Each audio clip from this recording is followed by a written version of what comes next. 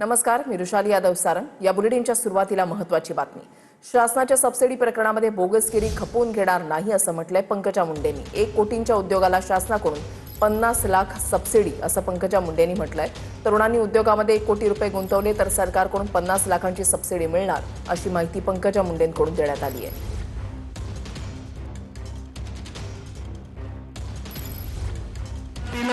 पशुसंवर्धन खात्यामध्ये प्रत्येक गावामध्ये उद्योजक तयार करायचे आहेत। 50% सबसिडी आहे। काय 50%?